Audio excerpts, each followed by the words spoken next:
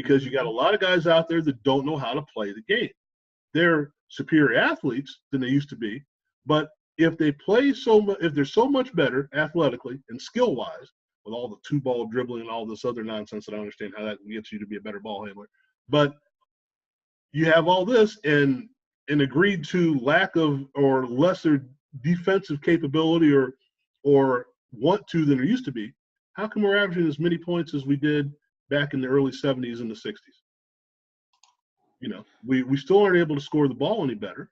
We're still not able to do the things that look like we should be able to do. And the evolution hasn't caused them because I think they're worse players because they're not trained to be better players, as you're talking about the fundamentals. Yeah.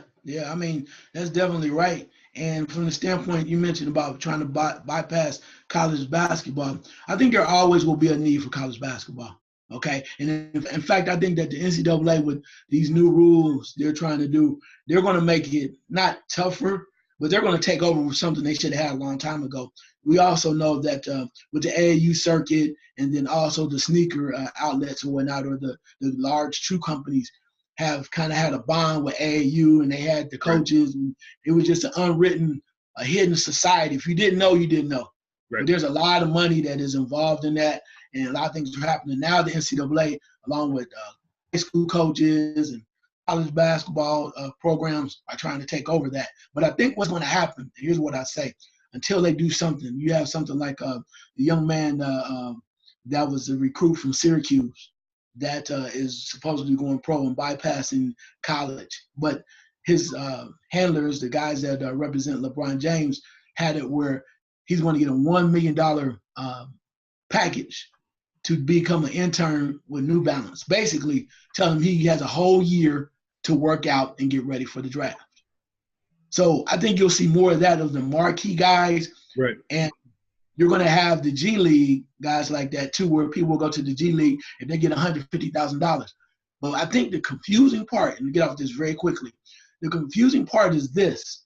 A lot of people think that the top-notch guys are going to run and go get that $150,000. I don't believe that, and I'm going to tell you why.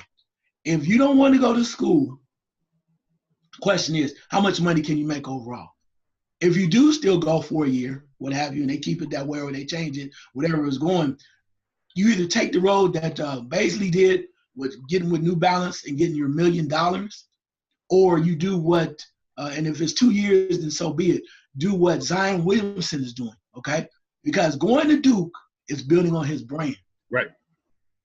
And people may not believe that, and you're like, oh, man, that's crazy. I want my money. You want your money? $150,000 is not a lot of money. Right. Not a lot of money. The top-notch marquee guys, somebody should whisper in the ear and go, you know what? You can make a lot more money doing it this way, working on your game for a year, getting that $1 million for Adidas or whoever wants to back you, or go to college. Because if Zion Williamson was in the G League right now, will we hear more about him there, or we hear more about him because he's at Duke? Right. Well, advertising. Right. It comes down to something that I heard Jimmy Jackson say when he was leaving early for the NBA. And I'm going to paraphrase it. I don't have it exactly, but it's like, they're offering me this, and I'm not going to ever be able to make – if I'm a top 5 pick, here's what I'm going to make. If I stay in another year, I'm never going to get that back. And you can run that as however you want to. If Zion Williamson comes out for 150 this year, or he waits a year and gets a multi-million-dollar deal, he'll make up that 150 he didn't get this year. So it comes it comes down to simple mathematics. You know, if you have to postpone a year to get it, you get it. If you come out early a year to get it, you get it. It's who's offering what and what are you going to date? What are you going to take?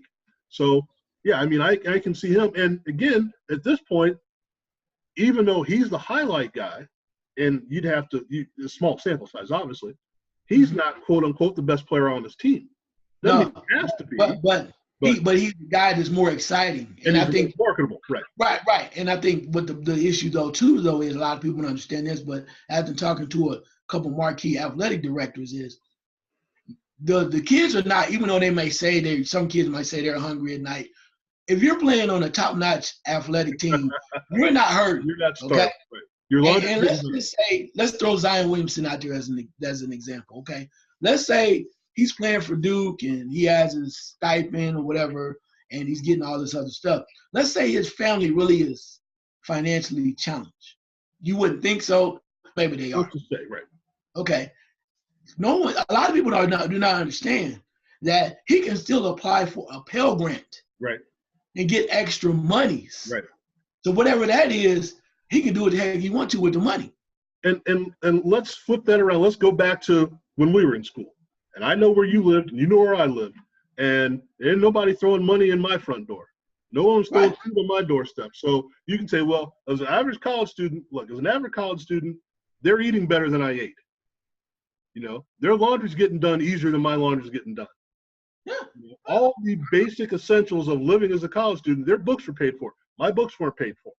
Yeah, all the basics essentials. Now, he can't go to the movies. I couldn't go to the movies. I was playing ball.